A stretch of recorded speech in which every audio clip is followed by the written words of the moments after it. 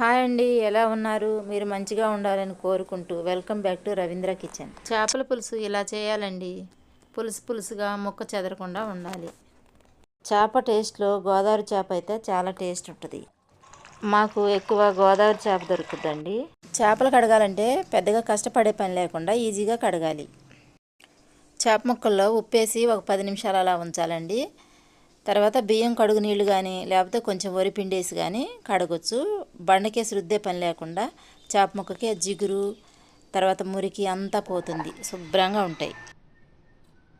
శుభ్రంగా కడిగిన చేప ముక్కల్లో ఉప్పు కారం వేసి కలిపి ఒక అరగంట ఉంచాలండి. మనం అరగంట ఉంచటం మూలాన ఉప్పు కారం అనేది చేప ముక్కలకు పడుతుంది. చేపల పులుసు చేయడానికి కళాయి పెట్టుకొని చేపల పులుసుకి సరిపోయేంత ఆయిల్ వేసుకొని వేడెక్కిన తర్వాత కట్ చేసిన ఆనియన్ గ్రీన్ చిల్లీ పీసెస్ వేస్తున్నాను. Onion green chilli pieces gold colour వచ్చే వరకు వేయించుకోవాలి. కలర్ వచ్చాయండి. ఇప్పుడు కర్రీకి సరిపోను పసుపు వేసుకుంటున్నాను. తాలింపులో పసుపు కలిసేంతవరకు తిప్పుకొని కర్రీకి సరిపోయేంత అల్లం వెల్లుల్లి పేస్ట్ వేస్తున్నానండి. అల్లం వెల్లుల్లి పేస్టు పచ్చి వాసన పోయేంత వరకు తాలింపులో వేయించుకొని వేగిన తర్వాత తాలింపులో చేప ముక్కల్ని వేస్తున్నాను. గ్రైండ్ చేసిన టమాటా గుజ్జు కూడా వేస్తున్నానండి. ఇప్పుడు గ్యాస్ స్టవ్ బంద్ చేసి చేప ముక్కలు టమాటా తాలింపు మొత్తం కలిపి మూత పెట్టి గ్యాస్ స్టవ్ వెలిగించి మీడియం ఫ్లేమ్లో పెట్టి ఒక 5 నిమిషాలు టమాటా గుజ్జు మగ్గేలా ఉంచుతున్నాను.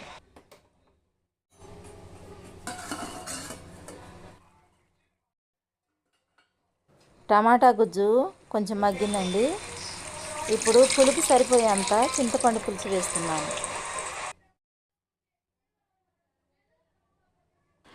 గరిటె పెట్టి తిప్పితే చేప ముక్క చెదిరిపోద్దండి, ఇలా తిప్పాలి. ఇప్పుడు కరివేపాకు కొత్తిమీర వేస్తున్నానండి. చేపల పులుసుకి ఇలా చేప ముక్క మునిగేలాగా పులుసు వేసుకోవాలి. కర్రీకి సరిపోయేంత కొత్తిమీర కరివేపాకు వేస్తున్నాను. ఇప్పుడు సిమ్లో ఉన్న గ్యాస్ మీడియం ఫ్లేమ్లో పెడుతున్నాను. అడుగంటుకుంటే ఏ కూరైనా టేస్టే మారిపోతుంది. మధ్య మధ్యలో అడుగంటకుండా ఇలా కతిపిస్తూ ఉండాలి. చేపల పులుసు చేయడం అయిందండి. మసాలా మళ్ళీ కొంచెం కొత్తిమీర వేస్తున్నాను. చేపల పులుసు వేడిగా ఉన్నప్పటికంటే చల్లారిన తర్వాతే టేస్ట్ బాగుంటుంది. చేపల పులుసు 2 రోజులైనా తినొచ్చు.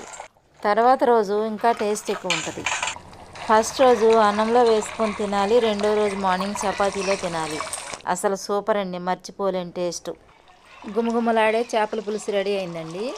ఇలా పులుసుగా ఉన్నప్పుడే దించేస్తే చల్లబడేటప్పటికి కొంచెం చిక్కబడుద్దండి. చేపల పులుసు అంటే ఇలా ఉండాలండి. పులుసుగా ఉండాలి, చేప ముక్క విడిపోకుండా ఉండాలి. గుమగుమలాడే చేపల పులుసు రెడీ. ఇప్పుడు గ్యాస్ ఆఫ్ చేస్తున్నాను. నేను ఇలా చేసిన చేపల పులుసు ఎలా ఉంది అనేది నాకు కామెంట్ల ద్వారా తెలియజేయండి. Please like, share, subscribe my channel.